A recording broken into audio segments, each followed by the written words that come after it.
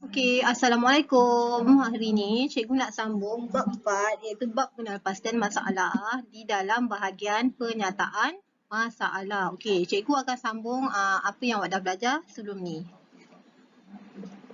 Okey, sebelum kita memulakan PDPC kita hari ini, cikgu akan bacakan dulu objektif pembelajarannya.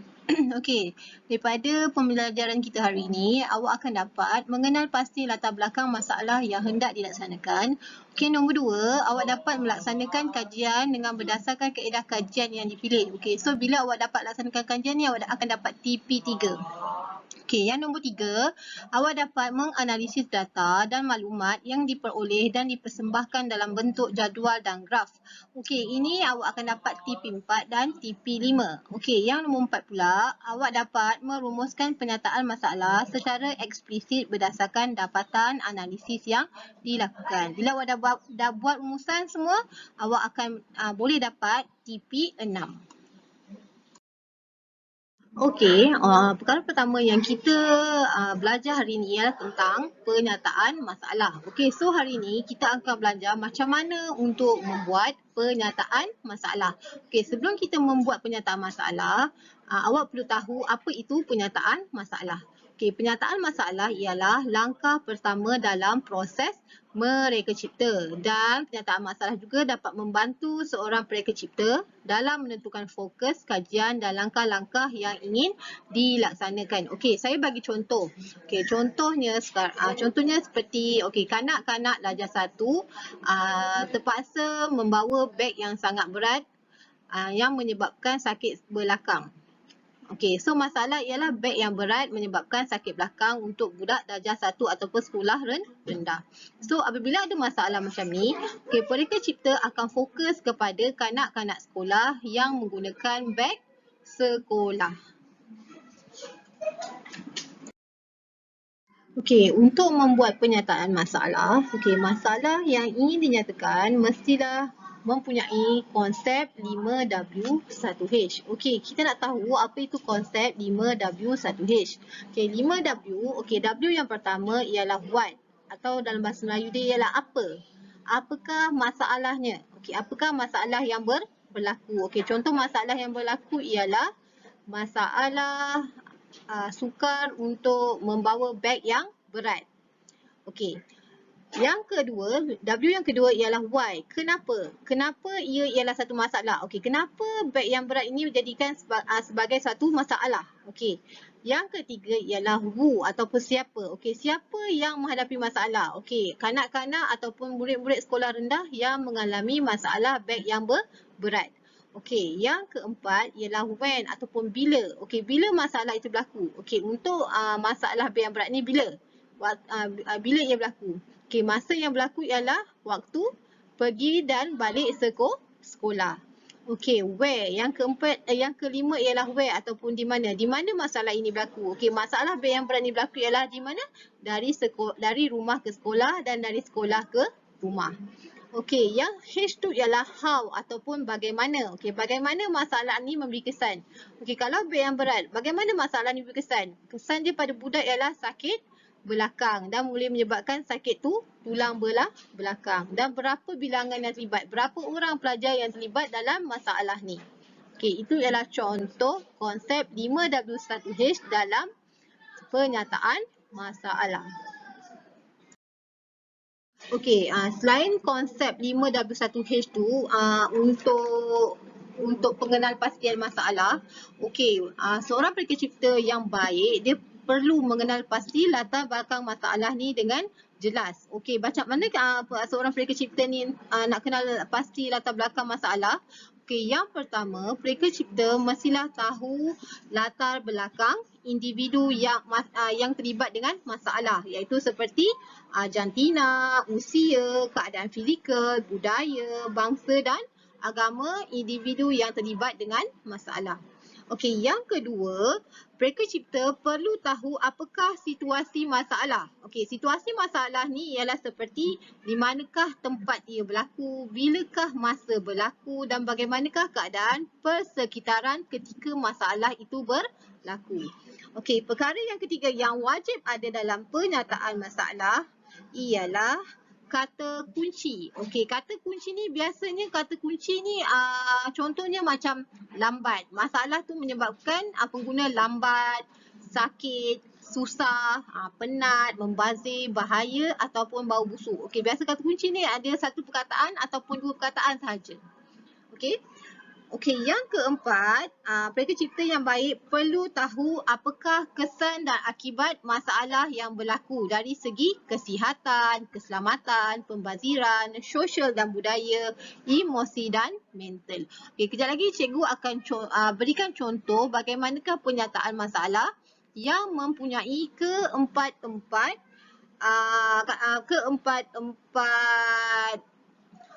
aspek ni yang wajib ada dalam penyataan masalah.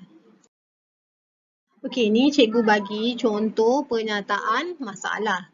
Okey, penyataan masalah ni ialah penyataan masalah yang lengkap dengan keempat perkara penting yang perlu ada dalam penyataan masalah seperti apa yang saya cakap tadi, iaitu mesti ada latar belakang individu, situasi, kata kunci serta kesan dan akibat.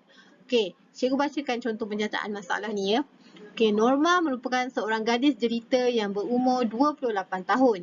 Okey, dia bekerja sebagai tukang masak di sebuah restoran terkemuka di Bandar Merlimau. Okey, beliau akan memulakan kerjanya ketika awal pagi dan akan pulang pada lewat petang. Okey, sebagai tukang masak, beliau sentiasa menghadapi masalah ketika memasak makanan bergoreng. Masalah utamanya ialah sering terkena percikan minyak di sekitar muka ketika memasak makanan bergoreng. Okey, percikan minyak panas tersebut akan meninggalkan kesan di wajah Norma. Okey, untuk kembali sembuh seperti sedia kala, ia akan mengambil masa yang agak lama. Ini menyebabkan Norma berasa merendah diri dan malu ketika bertemu rakan-rakan beliau. Kesan daripada wajahnya yang berparut akibat terkena percikan minyak panas. Okey, so ni ialah masalah terkena percikan minyak panas. Okey, daripada masalah ni kita dapat tahu di mana latar belakang individu. Okey, latar belakangnya ialah ia ialah Norma, seorang gadis jelita dan berumur 28 tahun dan dia bekerja sebagai tukang masak. Okey, situasinya ialah dia menghadapi masalah ketika atau semasa memasak makanan bergoreng. Itu situasinya. Okey, kata kunci yang digunakan dalam penyataan masalah ni ialah merendah diri dan malu.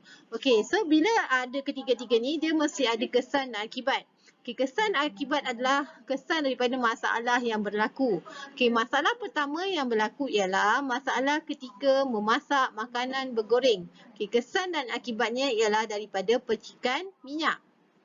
Okey, masalah yang kedua ialah terkena percikan minyak di muka. Okey, kesannya ialah meninggalkan kesan di muka Norma. Okey, masalah ketiga ialah mengambil masa yang lama untuk sembuh. Okey, kesan akibatnya ialah Norma berasa rendah diri dan hilang keyakinan. Okey, ini ialah contoh penyataan masalah. Okey, awak nanti akan kena buat penyataan masalah macam ni, tapi ia berdasarkan tema yang lain. Okey, ini ialah contoh 5W1H. Okey, 5W1H ni ialah berdasarkan masalah tadilah, masalah percikan minyak. Okey, W yang pertama ialah what ataupun apa, iaitu percikan minyak. Okey, W yang kedua ialah when ataupun bila masalah tu berlaku, iaitu semasa memasak. Okey, W yang ketiga ialah where. Okey, di mana masalah itu berlaku, iaitu di dapur. Okey, W yang keempat ialah who. Okey, siapa yang menghadapi masalah? Okey, yang menghadapi masalah ialah berdasarkan penyataan masalah tadi ialah Norma, si tukang masak. Okey, W yang kelima ialah why. Why? Kenapa? Kenapa percikan minyak terkena pada bahagian wajah? Dan 1H iaitu how. Okey, bagaimana ia berlaku semasa memasak masakan berminyak. Okey, ini ialah contoh 5W1H yang kita belajar tadi. Okey, kita dah belajar tentang macam mana nak buat penyataan masalah. Okey, bila kita dah buat penyataan masalah, okey, masalah dah ada. Okey, daripada masalah tu kita perlu buat kajian. Okey, macam mana nak melaksanakan kajian? Okey, pelaksanaan kajian ini perlu memilih kaedah yang paling sesuai dan boleh digunakan untuk mendapatkan maklumat. Okey, awak semua sebenarnya dah belajar dengan Cikgu Azalina apakah kaedah kajian yang perlu dilakukan. Okey, ada beberapa kaedah kajian yang awak dah belajar daripada Cikgu Azalina. Ingat lagi tak? Okey, ingat lagi ke? Okey, kalau tak ingat, ingatkan balik sebab kejap lagi Cikgu akan tanya. Okey? Okey, kat sini Cikgu ada tunjuk contoh. Okey, contoh kaedah kajian yang digunakan berdasarkan penyataan masalah cikgu tadi. Okey, kat sini berdasarkan penyataan masalah cikgu tadi iaitu masalah percikan minyak. Okey, so cikgu guna kaedah kajian soal selidik. Okey, soal selidik ni, buat soal selidik ni kita kena buat beberapa soalan. Okey, kat sini cikgu buat 5 soalan, sekurang-kurangnya 5 soalan berdasarkan masalah percikan minyak tadi. Okey, so soalan pertama, contoh soalan pertama ni ialah, adakah anda menghadapi masalah percikan minyak ketika menggoreng masakan berminyak? Okey, yang kedua, adakah percikan minyak tersebut akan terkena pada bahagian wajah anda? Okey, soalan ketiga, adakah kesan daripada percikan minyak tersebut menyebabkan parut di bahagian anggota yang terlibat? Okey, yang keempat, adakah anda mengalami kesakitan akibat daripada terkena percikan minyak tersebut? Okey, soalan kelima, adakah perkara ini mengganggu prestasi kerja dan anda ketika bertugas? Okey, so jawapan yang senang untuk responden jawab ialah ya atau tidak. So apabila kita buat soal sidik, kita buat soalan yang mudah untuk responden jawab. Okey, bila kita dah buat soal selidik ni, kita perlu print sekurang-kurangnya 20 helai kertas untuk diberikan kepada sekurang-kurangnya 20 orang responden untuk menjawab borang soal selidik. Okey, jangan lupa cikgu dah tanya tadi kan. Berikan cikgu kaedah-kaedah kajian yang awak dah belajar minggu lepas. Ingat tak? Okey, kejap lagi cikgu tanya ya. Ready. Okey, persembahan data atau maklumat. Okey, kita dah buat kan apa tu borang soal sidik. Borang soal sidik tu kita dah hantar dekat 20 orang responden. Lepas tu 20 orang responden tu pun dah pulangkan dah balik borang soal sidik tu dengan berjawab. Okey, so segala data dan maklumat daripada borang soal sidik tu kita perlu perolehi dan perlu dipersembahkan dengan jelas. Okey, macam mana kita nak persembahkan data kita dengan jelas? Kita perlu mempersembahkan data dalam bentuk jadual, senarai, carta dan graf. Okey, cikgu dah bagi dah contoh-contoh jadual, senarai, carta dan graf. Okey, ini adalah contoh jadual pengumpulan data dan graf pengumpulan data. Okey, untuk jadual pengumpulan data ni, okey, data yang awak dapat ni adalah data daripada borang soal sidik. Okey, kalau borang soal sidik tu awak dapat daripada 10 orang, so maksudnya ada 10 orang responden. Okey, soalan 1, soalan 2, soalan 3, soalan 4 dan soalan 5 ni ialah berdasarkan jawapan di dalam awak punya borang soal selidik. Okey, so data-data tu awak masukkan dalam jadual pengumpulan data. Okey, setelah awak siap jadual pengumpulan data ni, okey, awak kena masukkan ke dalam graf bar. Okey, macam mana kita nak buat graf bar? Okey, sebelum kita buat graf bar ni, awak kena tahu 5 perkara penting yang wajib ada dalam graf bar. Okey, masa nak buat graf bar, okey, perkara yang penting yang awak kena buat adalah mesti ada tajuk. Okey, kalau tengok kat sini, tajuk dia ialah masalah percikan minyak panas ketika memasak makanan berminyak. Okey, perkara yang kedua yang penting ialah paksi Y. Tahu kan paksi Y? Okey, kalau dalam graf bar ni paksi Y dia ialah peratus. Okey. Okey, yang ketiga mesti ada paksi X. Okey, paksi X dalam gambar ni ialah nombor soalan. Okey, perkara yang keempat yang penting di dalam graf bar mesti ada petunjuk. Okey, petunjuk ni ialah, okey, kalau awak tengok kat sini, okey, warna kotak biru untuk ya, kotak oranye untuk tidak. Okey, perkara yang kelima yang wajib ada ialah maklumat di dalam graf bar, iaitu palang-palang ni lah. Okey, ni ialah maklumat dalam graf bar. Soalan 1, soalan 2, soalan 3, soalan 4 dan soalan 5. Okey, boleh faham tak? Okey, lepas ni dalam modul nanti awak kena buat graf bar. Saya harap awak faham. Kalau tak faham, kejap lagi awak tanya saya, okey? Okey, setelah kita dah buat jadual dan graf pengumpulan data, kita kena huraikan pula. Huraikan data. Apa tu huraian data? Okey, huraian data ni merangkumi beberapa perkara. Okey, perkara yang pertama ialah perkaitan faktor. Yang kedua, penunjuk ke arah keperluan dan penyelesaian masalah. Okey, yang ketiga ialah peratusan dan pecahan data. Yang keempat, mesti ada perkaitan dapatan dengan masalah yang tersurat dan tersirat. Okey, slide lepas ni cikgu akan tunjuk bagaimanakah contoh huraian data. Okey, ini ialah contoh huraian data. Okey, huraian data ni ialah huraian berdasarkan graf dan jadual pengumpulan data yang kita dah buat tadi. Okey, contohnya di dalam jadual dan graf tadi telah menunjukkan bahawa soalan yang pertama tu semua responden iaitu 100% menghadapi masalah percikan minyak ketika menggoreng masakan berminyak. Okey, berdasarkan soalan 2 pula tadi, 8 responden iaitu 80% mengalami percikan minyak pada wajah. Manakala hanya 2 ataupun 20% responden lagi tidak mengalami masalah tersebut. Okey, so soalan 1, 2, 3, 4, 5 ni adalah berdasarkan maklumat di dalam graf dan jadual yang kita dah buat tadi. Saya harap awak semua faham ya apa itu huraian data. Okey, setelah kita buat huraian data tadi, okey, barulah kita buat kesimpulan ataupun kita merumuskan data yang kita dah dapat tadi. Okey, rumusan data ni perlulah dinyatakan dengan jelas. Okey, ini ialah contoh rumusan data ataupun rumusan kajian berdasarkan huraian data tadi. Okey, saya cikgu bacakan ya.